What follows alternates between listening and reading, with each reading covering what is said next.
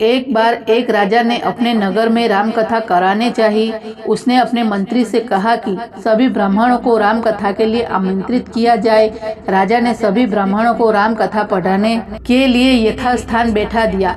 एक ब्राह्मण अनूठा छात्र था, उसको पढ़ना लिखना कुछ नहीं आता था। वह ब्राह्मण सबसे पीछे बैठ गया और उसने सोचा कि जब पास वाला व्यक्ति पढ़ना पलटेगा तब मैं भी पलट दूंगा।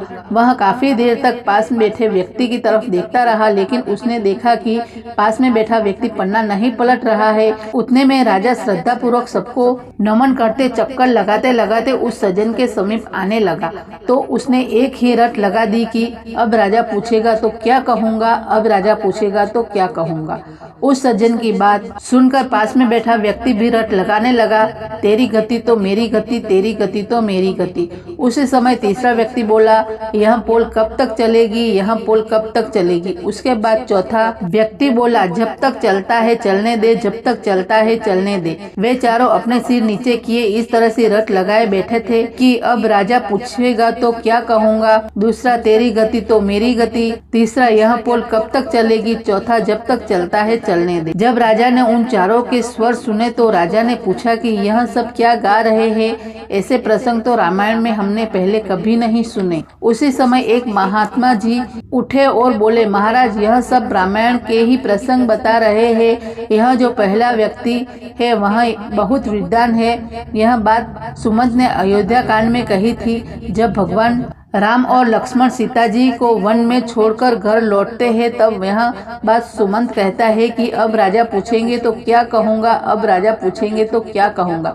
फिर राजा ने पूछा, यह दूसरा कहता है कि तेरी गति तो मेरी गति, इसका क्या अर्थ है। महात्मा बोले, महाराज, यह तो इनसे भी ज्यादा बड़ा विद्वान है। किष्किंधा कांड में जब हनुमान जी श्री राम और लक्ष्मण जी को अपने दोनों कंधों पर बिठाकर सुग्रीव के पास गए, तब यह बात राम जी ने कही थी कि सुग्रीव, तेरी गति सो मेरी गति, तेरी पत्नी को बाली ने रख लिया और मेरी पत्नी रावण ने हरण कर लिया। राजा ने आदर से फिर पूछा कि महात्मा जी, यह तीसरा बोल रहा है कि यह पोल कब तक चलेगी। यह बात तो कभी किसी संत ने नहीं कही। महात्मा बोले कि महाराज, यह व्यक्ति तो और भी ज्ञानी है। लंका कांड में अंगद जी ने रावण की भरी सभा में जब अपना पैर जमाया था, तब यह बात मेघनाथ ने अपने पिता रावण से कही थी कि पिताश्री, यह पोल कब तक चलेगी। पहले एक वानर आया और हमारी लंका जलाकर चला गया। अब यह कहता है कि मेरे पैर को कोई यहाँ से हटा दे तो भगवान श्री राम बिना युद्ध किए वापस लौट जाएंगे। राजा फिर बोले कि यह चौथा व्यक्ति क्या बोल रहा है। महात्मा बोले कि महाराज, यह इतने बड़े विद्वान हैं कि कोई इनकी बराबरी कर ही नहीं सकते।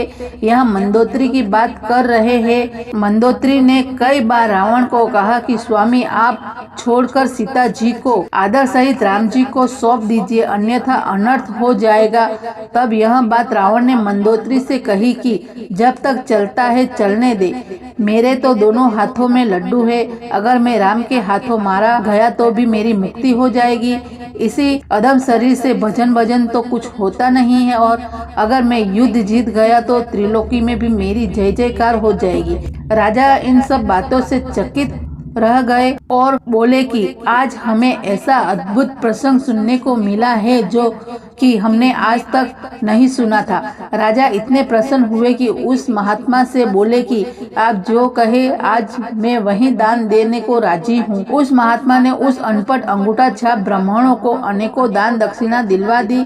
इन सब बातों का एक ही सार है कि कोई अज्ञानी, कोई नास्तिक, कोई कैसा भी क्यों न हो, सभी रामायण, भगवत गीता जैसे महान ग्रंथों को श्रद्धा पूर्वक छूने मात्र से ही सब संकटों से मुक्ति हो जाती है। भगवान का सच्चा प्रेमी हो तो यह बात ही क्या मत पूछिए कि वहाँ कितने धनी हो जाते हैं।